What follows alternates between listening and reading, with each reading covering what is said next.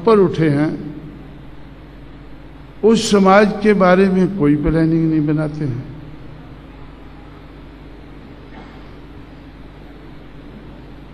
क्योंकि गवर्नमेंट आपको पैसा देती है, इसलिए आप एक नौकर की हैसियत से देश भर के लिए प्लानिंग बनाने लायक हैं।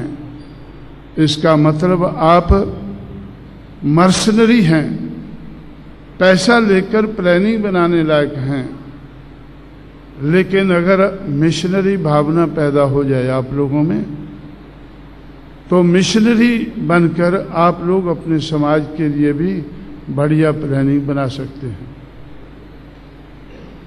वैसे भी मैंने सोचा कि अगर पढ़ लिख कर कोई कलेक्टर बनता है तो इसका मतलब उसमें हुनर है एक जिले को संभालने के लिए। अगर कोई एसएसपी बनता है तो जिला भर में उसके पास हुनर है कि कैसे लॉ एंड ऑर्डर मेंटेन करना है। या कोई इंजीनियर है, उसके पास उस किस्म का हुनर है। कोई डॉक्टर है, उस किस्म का है। प्लीडर है, उस किस्म का है। इसलिए हमारे समाज में दिमाग, हुनर और इन सब लोगों को रेगुलर तनख्वाह मिलती है। इसका मतलब पैसा भी है इनके पास। दिमाग, हुनर और पैसा, अगर ये बिखरा हुआ दिमाग, हुनर और पैसा अगर इकट्ठा किया जाए तो इस समाज की राजनीति कामयाब हो सकती है। इस समाज की राजनीति कामयाब हो सकती है। मैंने पहले ही कहा था कि जिस समाज की गैर राजनीति जड़ें मजबूत नहीं होती, उस समाज की राजनीति कामयाब नहीं होती, नहीं हो सकती है। ये मैं महाराष्ट्र से सीखा, और सीखकर जब मैं उत्तर भारत में चला गया तो इसी तरह से मैं सोचता रहा। सोचकर मैं इस नतीजे पर पहुंचा कि भाई दिमाग, हुनर और पैसा, ये तीनों तो इस समाज के पास है, लेकिन जो लोग दिमाग वाले हैं, हुनर वाले हैं, वो एंटी सोशल हैं। वो एंटी सोशल हैं। दिमाग वाले, हुनर वाले लोग राजनीति में भी हैं।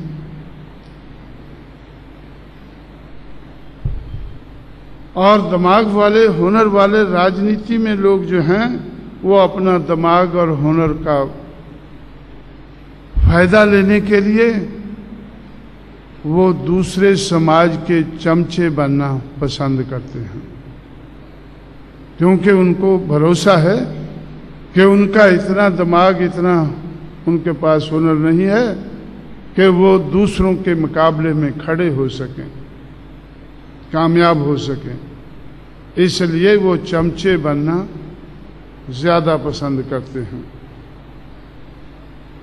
अब जब दिमाग और हुनर वाले राजनीतिक लोग चमचे बन जाते हैं दूसरों के, तो जो दिमाग और हुनर वाले पढ़े लिखे कर्मचारी हैं,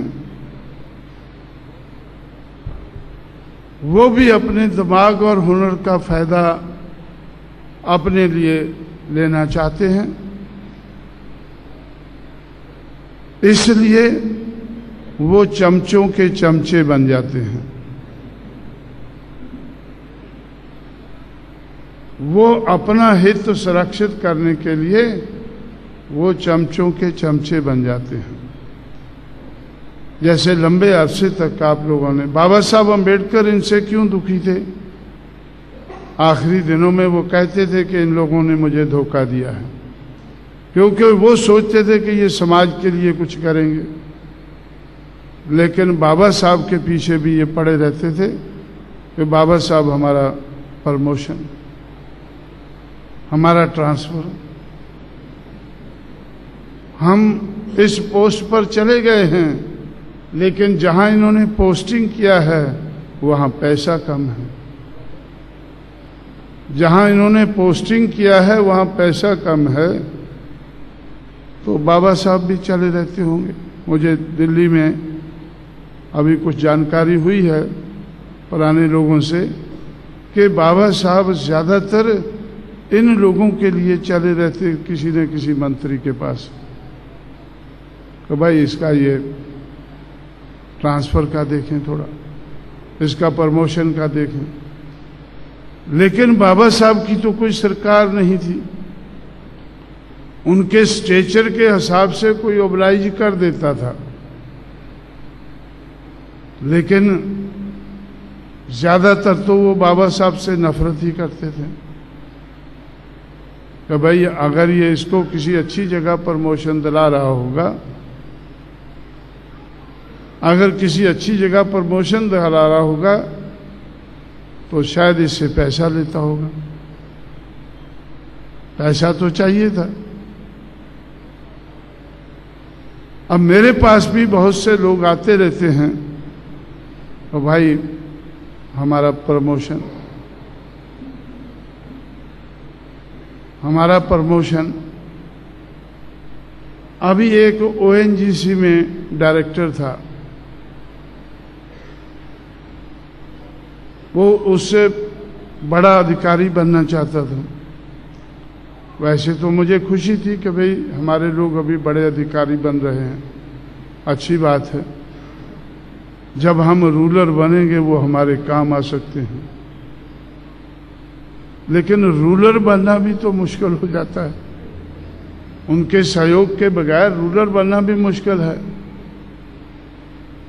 तो इस तरह से उत्तर भारत में मैंने, खासकर उत्तर प्रदेश में मेरा तजुर्बा था कि जितने अधिकारी थे वो सारे के सारे कांग्रेस पार्टी के जो शेड्यूल्ड कास्ट के चमचे थे, उनके ये लोग चमचे थे, चमचों के चमचे ये लोग बने हुए थे अपना उल्लू सीधा करने के लिए। कई बार मैंने देखा कि भाई एक आदमी, एक पढ़ा लिखा कर्मचारी है, अधिकारी है, वो अभी भी चक्कर मार रहा है उल्लू सीधा करने के लिए। तो मैंने उससे पूछा, यार तू काफ़ी देर से ये उल्लू को लेकर घूम रहा है, अभी तक सीधा नहीं हुआ? नहीं साहब, अभी तक सीधा नहीं हुआ। जब तक उल्लू सीधा नहीं होगा तब तक वो इन चमचों के पास चक्कर मारता रहेगा। जो लोग राजनीतिक नेताओं को सहारा बनना चाहिए था, वो उनके लिए बोझ बन गए। पढ़े लिखे कर्मचारी और अधिकारी, खासकर उत्तर प्रदेश में मेरा तजुर्बा था कि भाई जो अधिकारी है, आईएएस ऑफिसर है, आईपीएस ऑफिसर है, ये उसका धंधा है कि हमारा विरोध करे। हमने बहुजन समाज पार्टी तो बना ली, लेकिन ये पार्टी कामयाब ना हो, बड़े पैमाने पर कांग्रेस पार्टी ने उनको इस्तेमाल किया, तो भाई आगे कैसे बढ़ा जाए। महाराष्ट्र से मैं सीख के तो चला गया कि गैर राजनीतिक जड़ें मजबूत किए बगैर राजनीति कामयाब नहीं हो सकती। और महाराष्ट्र के जो राजनीतिक थे उन्होंने ऐलान कर दिया, 1966 में पहली बार ऐलान किया बॉम्बे में इकट्ठे होकर कि बाबा साहब अम्बेडकर की विचारधारा तो चांगली है पर कामयाब हो सकती नहीं। 1966 से लेकर 1996 तक मैंने देखा। 1996 तक क्यों देखा? क्योंकि 1996 में मैंने बहुजन समाज पार्टी को राष्ट्रीय पार्टी का रूप दे चुका था। बहुजन समाज पार्टी 1996 में पहली बार राष्ट्रीय